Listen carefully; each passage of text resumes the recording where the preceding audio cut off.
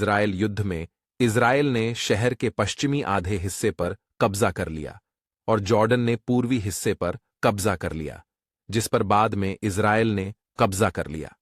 तब से इजरायल ने पूर्वी यरूशलेम में बस्तियों का विस्तार किया है।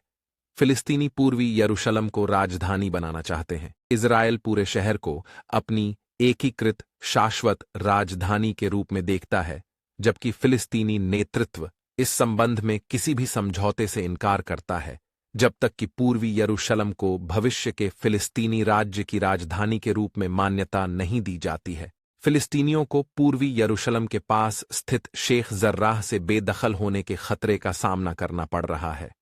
हाल ही में इजरायली सशस्त्र बलों ने यरूशलेम में ज़ायोनी राष्ट्रवादियों द्वारा वर्ष 1967 में शहर के पूर्वी हिस्से पर इजरायल के कब्जे को स्मरण करते हुए निकाले जाने वाले मार्च से पहले यरूशलेम के हरम अस शरीफ में अल-अक्सा मस्जिद पर हमला कर दिया गया। अल-अक्सा मस्जिद मक्का और मदीना के बाद इस्लाम का तीसरा सबसे पवित्र धर्मस्थल है। इसने पूरे क्षेत्र में इस्लाम के अनुयायियों में भय पैदा कर दिया और कट्टरपंथियों ने अल-अक्सा की रक्षा हेतु आह्वान करना शुरू कर दिया।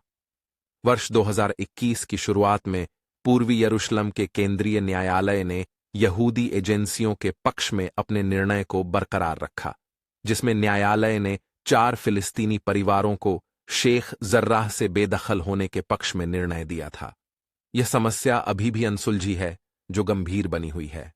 हिंसा का वर्तमान स्वरूप वर्ष 2014 के बाद से सबसे गंभीर है, जिसमें फिलिस्तीनियों द्वारा रॉकेट फायरिंग और जवाबी कार्रवाई में इजरायलियों द्वारा किए गए हवाई हमले शामिल हैं।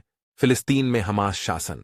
हमास वर्ष 1987 में खोजी गई मिस्र के मुस्लिम ब्रदरहुड की हिंसक शाखा है, जो हिंसक जिहाद के माध्यम से फिलिस्तीन के हर इंच पर अल्लाह के झंडे को ऊपर उठाने की मांग कर रहा है।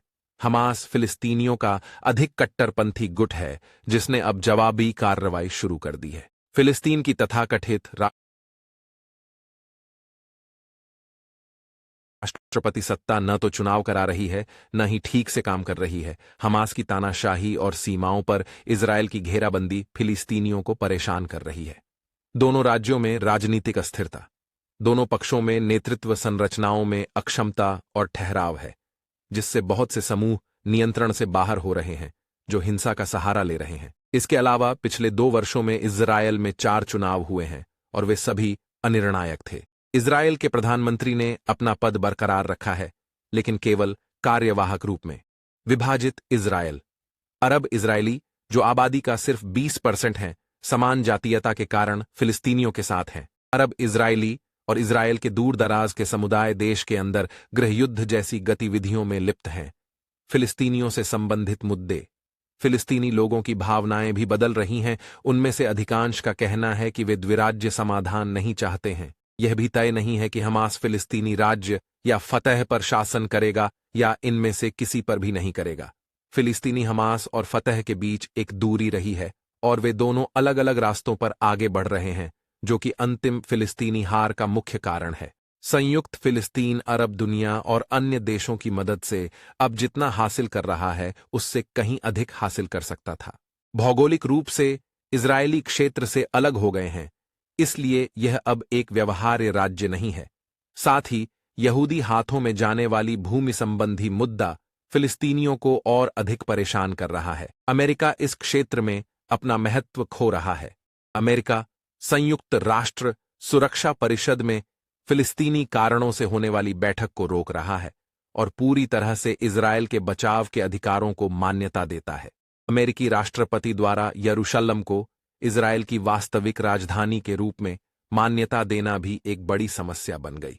राष्ट्रपति जो बाइडेन के नेतृत्व में अमेरिका का इजरायल के संबंध में अभी स्पष्ट रुझान नहीं हुआ है, जबकि डोनाल्ड ट्रंप के नेतृत्व में अमेरिका ने स्पष्ट रूप से इजरायल का समर्थन किया था। हालांकि अमेरिका में मौजूदा प्रशासन ने तटस्थ रहने की बात कही है, लेकिन उसने इस संघर्ष में ज्यादा कूटनीतिक ऊर्जा का निवेश नहीं किया है। आगे की राह।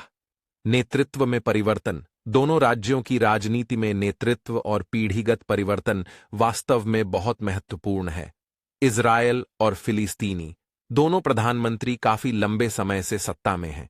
क्योंकि सत्ता के लिए घरेलू अस्तित्व की राजनीति और अपने पद पर बने रहने की इच्छा इस क्षेत्र और उसके लोगों के व्यापक हित पर हावी है। नई पीढ़ी के आने से द्विराज्य के समाधान हेतु पुनर्विचार की उम्मीद है। साथ ही हमास को संयम में लाना बहुत आवश्यक है। अनुपातहीन प्रतिशोध को रोकना। दोनों राज्यों की एक निश्चित सीमा होनी चाहिए जिस तक वे जवाबी कार्रवाई कर सकें। बल का अनुपातहीन उपयोग कोई समाधान नहीं है। यह केवल आतंकवाद और उग्रवाद पैदा करेगा। क्षेत्रीय शक्तियों की भूमिका। सऊदी अरब, कतर और संयुक्त अरब अमीरात जैसे क्षेत्रीय देशों के पास संभवतः अमेरिका की तुलना में शांति वार्ता हेतु बेहतर मार्ग उपलब्ध है। अमेरिका का इस क्षेत्र पर उतना नियंत्रण नहीं है जितना पहले हुआ करता था। कतर और मिस्र पहले से ही शांति हेतु मिलकर काम कर रहे हैं। भारत की भूमिका। भारत का मानना है कि इस क्षेत्र में स्थिरता लाने और इस दशकों पुराने संघर्ष को समाप्त करने के लिए शांति वार्ता ही एकमात्र रास्ता है। भारत के दोनों राज्यों के साथ घनिष्ठ संबंध हैं और वह फिलिस्तीन का समर्थन करता है, लेकिन एक को दूसरे के ऊपर चुनना बुद्धिमानी नहीं है। फिलिस्तीन चाहता है कि भारत वार्ताकार के रूप में कार्य करे, क्योंकि उनका विश्वास अमेरिका, चीन या रूस पर ज्यादा नहीं है। निष्कर्ष। धरातल पर स्थिति वास्तव में बहुत खराब है। तनाव बढ़ता जा रहा है और इसमें शामिल जटिल मुद्दों को देखते हुए यह समस्या निकट भविष्य में सुलझती नहीं दिख रही है। शांति वार्ता कम से कम 2 दशकों से हो रही है, लेकिन यह व्यर्थ है। हालांकि शांति वार्ता के लिए भारत का रुख अभी भी कायम है। दोनों पक्षों को एक संभावित समाधान पर पहुंचना होगा जो आपसी हित में हो, लेकिन यह केवल बातचीत से हो सकता है, न कि रक्तपात से।